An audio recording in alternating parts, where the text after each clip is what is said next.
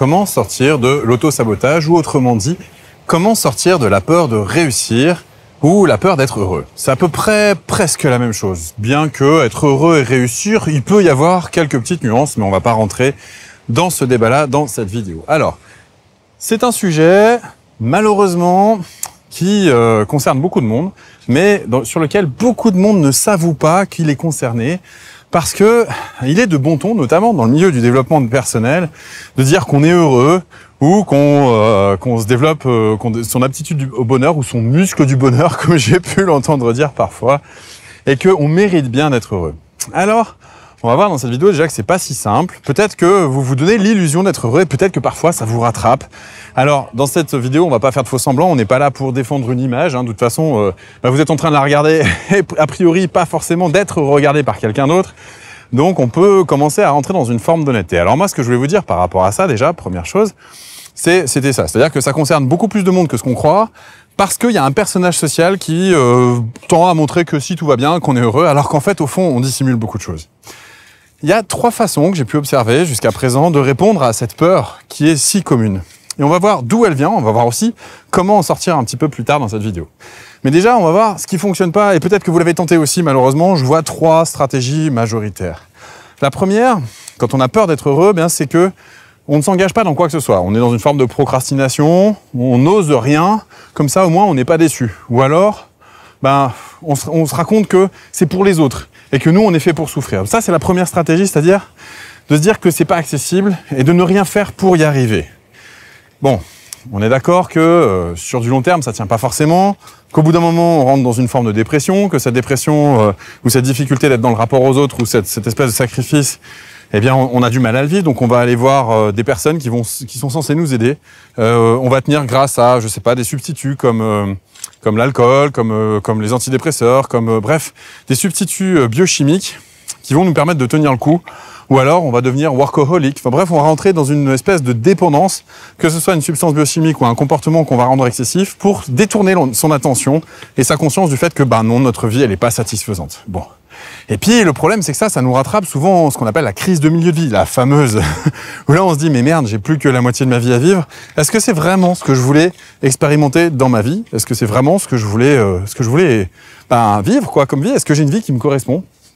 Et ça, on commence à prendre conscience qu'il y a un décalage lorsqu'on arrive à des idées du style « je ne vis pas la vie que j'aurais dû vivre » ou alors « je ne vis pas ma vie pleinement » ou alors « je vis pas vraiment ma vie ». En fait, vous pouvez pas vivre la vie de quelqu'un d'autre, vous pouvez vivre que la vôtre.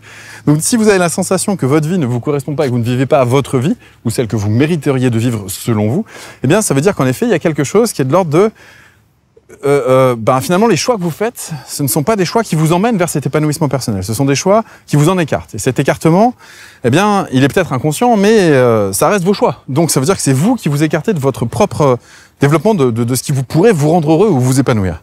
Donc ça, c'est la première des stratégies, c'est on ne s'engage pas. La deuxième des stratégies que j'ai pu voir dans l'auto-sabotage, c'est on tente quand même. Mais comme on sait qu'on a une tendance à tout saccager et tout saboter par expérience, on va auto-saboter des choses, mais on va les auto-saboter en secret, pour compenser en fait. C'est-à-dire qu'on va montrer qu'on est heureux d'un côté. Typiquement, c'est les gens qui sont dans un mariage où tout va bien, ils ont des enfants, ils ont une maison, ils ont un travail, une reconnaissance sociale, ils ont à peu près tout ce que notre société nous montre comme image d'Épinal d'accès au bonheur d'ailleurs. Un peu foireux, mais ça, on en reparlera en fin de vidéo, on n'est pas pressé là-dessus. Donc forcément, il y a cette inaptitude au bonheur qui fait qu'on prétend être heureux la journée, c'est un peu Dr Jekyll et Mr Hyde, et le soir, on va rentrer dans une forme d'auto-sabotage personnel parce qu'on se dit que finalement on mérite pas ça, donc on va s'infliger, je sais pas, des comportements autodestructeurs type on va faire des jeux d'argent, Puis pourquoi ça vient souvent le soir? Parce que le soir, en fait, on se sort de ses obligations personnelles, de ces contraintes qu'on s'est fixées, non pas pour être heureux, mais pour remplir un rôle social, pour dire qu'on mérite au moins notre place sociale. Bon. Ça, c'est souvent ce que j'observe. Bon. C'est-à-dire un auto-sabotage, on va dire, à temps partiel. Voilà. Et on va commencer à rentrer dans une espèce de logique comme ça, un peu surprenante, dans laquelle, on va avoir une espèce de double vie, comme je le disais. Alors, bien sûr, ça peut donner lieu aussi à des comportements du style un peu politiquement incorrect, typiquement. On va voir des prostituées ou on va On va côtoyer on va tromper son mari, mais sans le savoir, avec des petits jeunes ou avec des gens qui n'ont pas d'interaction avec notre monde. Et on va essayer de transcender comme ça ce bonheur qu'on a, auquel on a accès, mais qu'on pense ne pas mériter, et pour lequel on est dans une situation de rapport difficile à soi. Attention, hein, c'est touchy ce que j'aborde dans cette vidéo, parce que c'est difficile de se l'avouer, c'est difficile de vraiment prendre conscience de ça, et qu'on est dans ce genre de mécanisme-là. Ça demande, en général, une certaine maturité. Hein. Je vous le cacherai pas, il y a plein de gens qui vont considérer que je raconte probablement n'importe quoi dans cette vidéo. Pour autant, c'est assez poussé comme observation. Ça fait des années que je fais ce métier. Et donc, j'ai vraiment pu observer ce genre de comportement autodestructeur, inconscient bien sûr, mais on peut constater les effets. Donc c'est pour ça que je vous parle de ces exemples-là, pour que vous puissiez éventuellement vous reconnaître dans ces effets. La troisième et dernière stratégie dont je voulais vous parler dans cette vidéo concernant les stratégies d'auto-sabotage qui finissent, où on tente quand même d'essayer d'être heureux, mais au final, on va finir par s'auto-saboter, eh bien, c'est quelque chose que vous connaissez peut-être. C'est une tentative de solution, en tout cas. C'est cette espèce de croyance en la vertu de la pensée positive. Alors, je ne sais pas si vous avez déjà pratiqué ou entendu parler de cette notion de pensée positive, mais qu'est-ce qui se passe quand on est dans une logique de pensée positive? Eh bien, on va essayer de se convaincre, c'est-à-dire on va utiliser la volonté, donc le mental, pour contrecarrer cet émotionnel, voire cet inconscient, qui va nous pousser à ce fameux auto-sabotage. Et donc, on va essayer de le contrer par la volonté. Alors, c'est un petit peu la même chose que vouloir absolument, je sais pas, être heureux, c'est comme vouloir, je sais pas, réussir dans sa carrière professionnelle, c'est comme vouloir, bref, vouloir arrêter de fumer, pourquoi pas, ce genre de choses-là. Vouloir maigrir, vouloir des tas de choses. Attention, hop là, hop, et voilà. Et donc, ce vouloir, malheureusement, ne permet pas tout, parce que la volonté a ses limites. C'est-à-dire que dès l'instant où on rentre dans une incohérence de l'être, il se trouve que notre être va tout faire pour rentrer en cohérence. Donc, si au fond de vous, dans votre inconscient est logé la certitude que vous ne méritez pas d'être heureux, et que vous essayez de contrecarrer ça par votre mental avec lequel vous essayez de vous auto-convaincre par la pensée positive que vous méritez d'être heureux, eh bien, vous allez être dans une espèce de dichotomie interne. Et je peux vous poser la question à ce moment-là, à votre avis, entre votre conscient et votre inconscient, si vous jouez à qui gagne, quelle en sera l'issue? Juste comme ça, entre nous, hein, à votre avis. Ouais, en fait, c'est vrai. Votre inconscient est beaucoup plus fort que votre conscient, que vous le vouliez ou non. Alors, bien sûr qu'on peut réguler une partie de son inconscient avec son conscient, ça s'appelle les fonctions inhibitrices, et la volonté peut nous aider sur une courte période, pas sur du temps long. Sur du temps long, malheureusement, votre inconscient, c'est votre programmation par défaut. Et cette programmation par défaut, eh bien, vous rattrapera que vous le vouliez ou non. Donc, maintenant qu'on en arrive à cette conclusion que, quelles que soient les stratégies qu'on essaye d'aborder, cet auto-sabotage, il commence à être omniprésent, eh bien, on se rend compte que c'est une programmation de notre inconscient. Cette programmation, on s'en défait pas comme ça. Alors, je vais vous donner dans la suite de cette vidéo des solutions qui peuvent apparaître comme des recettes de cuisine, genre Yaka Faucon, parce que certaines personnes, eh bien, en sont là dans leur avancement, elles ont déjà commencé à travailler sur leur inconscient et peut-être que ça leur suffira. Pour les autres, je vous propose de vous inscrire à un défi sur les peurs. Un défi gratuit que j'organise qui va durer à peu près une semaine. Parce que on voit bien qu'on a peur d'être heureux, on voit bien qu'on a peur de s'accomplir quelque part. Et que cette peur, elle est logée profondément dans des racines. Et donc, c'est quelque chose qu'il va falloir travailler. C'est pas quelque chose dont on se débarrasse comme ça. Alors, encore une fois, pour certaines personnes, c'est valable. Et je vais vous donner les solutions concrètes juste après ça. Mais pour la majorité des gens, c'est pas suffisant. Comme je viens de le dire, la pensée positive, dire que tout va bien, alors qu'en fait, il y a des trucs qui vont pas. Puis surtout, on s'autorise pas à aller bien dans notre inconscient. C'est en effet des choses qui vont finir par nous enfermer, qu'on le veuille ou non, et nous faire en sorte qu'on va reproduire des schémas encore et encore. Ces fameux schémas d'autodestruction dont je parle depuis le début de cette vidéo. Alors, ce défi sur les peurs, c'est un défi que je fais gratuitement. Et alors que je suis un professionnel, alors on peut se poser la question, pourquoi est-ce que je le fais gratuitement? Je le fais gratuitement déjà par conviction personnelle, c'est-à-dire que je reste persuadé que le monde n'a pas besoin de gens plus riches, plus beaux, plus je sais pas quoi, mais de gens plus accomplis. C'est-à-dire que dès l'instant où vous aurez une vie qui vous correspondra davantage, eh bien vous n'aurez plus besoin de compenser par, je sais pas, des achats impulsifs, par des séductions qui servent finalement à rien d'autre qu'à venir compenser un manque de sécurité intérieure. Bref, ce genre de choses. Donc moi, ce que je vous propose, c'est d'aller travailler ces peurs qui sont logées dans votre inconscient à travers un défi. Ce défi, il est gratuit. Pourquoi? Parce que j'ai pas envie de rajouter la peur de se faire arnaquer. Donc ça, pour moi, c'est pas possible, c'est pas envisageable. Pour autant, c'est pas parce que c'est gratuit que ça va pas vous demander de vous investir.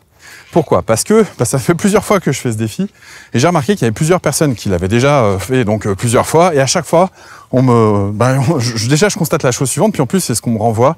On me renvoie que ce défi, il est exigeant, il emmène à des endroits où on n'a pas l'habitude d'aller et il est confrontant. Donc, si vous cherchez une baguette magique, où vous faites pas d'efforts, et que du jour au lendemain, comme ça, sur un claquement de doigts, tout va mieux, ça marchera pas. C'est pas le bon endroit. Vous inscrivez pas, franchement, ce sera pas bon.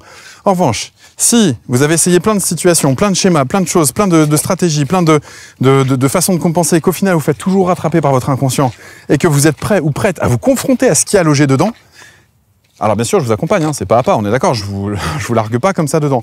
Je vous donne toutes les méthodes, il y a des exercices, c'est vraiment du concret. Mais si vous êtes prêt à le faire, à ce moment-là, ce défi, je pense, peut vous débloquer énormément de choses. D'ailleurs, probablement qu'il y aura des personnes qui ont déjà fait des versions précédentes de ce défi, qui verront cette vidéo, et n'hésitez pas à témoigner en dessous, d'ailleurs, si vous avez envie de commenter. C'est libre, c'est open, allez-y, c'est fait pour. Donc, ceci étant dit, donc le lien vous le trouvez autour de cette vidéo, je ne sais pas exactement où. Cherchez un petit peu, je pense que ça s'appellera défi 5 jours défi de la peur ou quelque chose de cet ordre-là.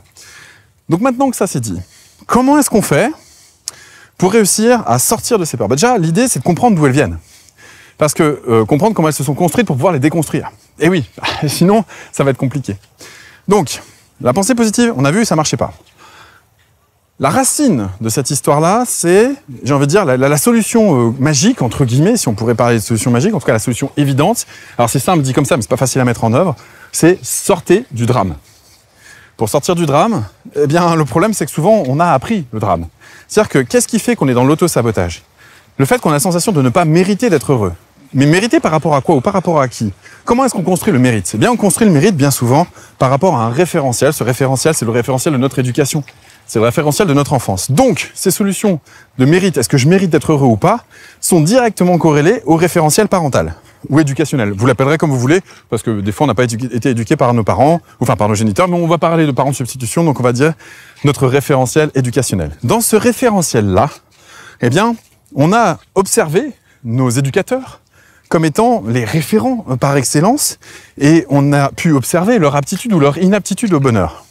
Or, s'ils ont été inaptes au bonheur, mais qu'ils ont été juste aptes à survivre, c'est-à-dire à travailler dur, à s'en mettre plein la tronche pour essayer de subvenir aux besoins de la famille, se sacrifier, etc., ce genre de choses, qu'est-ce qu'on va retenir? On va retenir que la vie d'adulte, ce n'est pas la vie d'enfant où on rêve, où on s'amuse, où on considère que le monde est un vaste terrain de jeu, un petit peu comme ce que vous allez pouvoir voir devant vous, ou ce que j'ai essayé de vous présenter comme image durant toute cette vidéo. Non, on va considérer que le rapport au monde des adultes, c'est un rapport dur, où il faut en chier pour y arriver, et qu'en fait le bonheur, c'est pas de ce monde. Parce que si c'était si facile, ça se saurait. Ouais, c'est pas faux. J'ai pas dit que le bonheur c'était quelque chose de super facile à atteindre. Non, pas du tout. Non. Je dis que c'est quelque chose qui se construit, et si on a appris qu'on ne pouvait pas être heureux en tant qu'adulte, c'est quelque chose à déconstruire. Alors comment est-ce qu'on fait pour déconstruire ça? Eh bien, si on a comme référentiel le fait de se dire que être heureux, c'est pas pour vous, parce que dans votre référentiel, dans votre système éducatif, ça n'existe pas. À ce moment-là, ça nous confronte à une chose qui semble évidente, une fois qu'on en arrive à cette conclusion-là, que c'est une question de référentiel, eh bien, c'est que il va falloir peut-être envisager de changer de référentiel. Ouais, mais changer de référentiel, ça veut dire quoi? Ça veut dire être déloyal envers le référentiel dont vous êtes issu. C'est-à-dire que vous êtes issu d'un système éducatif. Ce système éducatif, dans ce système éducatif, on ne vous a pas montré comment atteindre une certaine forme de bien-être ou de bonheur. Donc ça veut dire que dès l'instant où vous êtes heureux ou heureuse, vous êtes déloyal envers ce système éducatif. Et si jamais vous avez appris le drame dans votre enfance, par exemple, si jamais dans votre famille il y avait, je sais pas, par exemple, un comportement suicidaire ou quelqu'un qui n'arrivait pas à faire un deuil, ou bref, un drame pas possible, eh bien ce drame-là, si jamais vous vous en détachez, vous avez l'impression que vous êtes déloyal envers vos parents et donc envers vos référents. On parle à ce moment-là de loyauté parentale. Et cette loyauté parentale, c'est très difficile de s'en défaire. Alors, si jamais vous avez fait suffisamment de travail personnel, vous pouvez y arriver par vous-même, il n'y a pas de souci. C'est pour ça que je vous donne les clés dans cette vidéo de comment est-ce qu'on fait pour sortir de la peur d'être heureux ou de s'accomplir ou de réussir. Et donc, sortir de l'auto-sabotage, ça veut dire rentrer dans une phase d'adulte où on considère que le référentiel dont on a hérité étant enfant n'est pas un référentiel absolu, qu'il peut être remis en question et qu'on peut développer son aptitude au bien-être, son aptitude au bonheur, son aptitude à se réjouir. Le fait est que pour se réjouir, il va y avoir un transfert de sensations qui vont vous permettre de valider le fait que vous puissiez être heureux ou pas. Pourquoi ? Parce que quand on a été éduqué dans une dimension dramatique, on va dire, eh bien, il y a quelque chose qu'on retrouve qui est assez commun, c'est que l'intensité émotionnelle est à un niveau assez hallucinant. Donc on va être capable de gérer des situations avec un drame potentiel énorme. Donc typiquement, ça fait des gens qui sont super doués dans tout ce qui est, je sais pas, de l'ordre les militaires, les pompiers, bref, tout ce qui est de l'ordre de l'urgence. Oui, là, il y a des personnes qui sont incroyablement douées et qui ont eu une enfance, en effet, fortement dramatique et qui ont réussi, finalement, à trouver cette façon de compenser, c'est-à-dire que au lieu de gérer leur propre drame, ils gèrent le drame des autres. Oui, pourquoi pas, ça peut s'envisager. Maintenant, pour changer de référentiel, ça veut dire qu'à un moment donné, on va devoir accepter l'idée d'être déloyal envers ce référentiel-là et de construire le sien. Pour construire le sien, ça veut dire devenir adulte. Devenir adulte, ça veut dire quelque part, et c'est ça qui vous retient majoritairement, en tout cas peut-être pas vous directement, peut-être pas vous qui regardez cette vidéo, mais peut-être d'autres personnes qui regardent cette vidéo, c'est ça qui vous retient, c'est-à-dire que vous avez probablement la sensation d'abandonner vos parents là où ils ont connu leur malheur et que vous ne les soutenez pas, et donc vous êtes indigne d'être leur enfant ou d'être leur héritier, peu importe, vous le prendrez comme vous voulez. Mais à ce moment-là, si vous en êtes là, je pense qu'en effet, ça devrait valoir le coup que vous puissiez vous inscrire au défi sur la peur, parce que je pense qu'il y a la peur de finalement, on peut résumer ça, hein, la peur d'être heureux, de s'accomplir, c'est la peur d'être d'être déloyal, envers son référentiel parental. Et à ce moment-là, si c'est ça, je pense que le défi des peurs, des 5 jours sur les peurs, est parfaitement fait pour vous, parce que vous allez pouvoir travailler ça dans le dur, en regardant ça en face. Alors je dis que, encore une fois, hein, c'est pas confortable, j'insiste, non, ce sera pas confortable.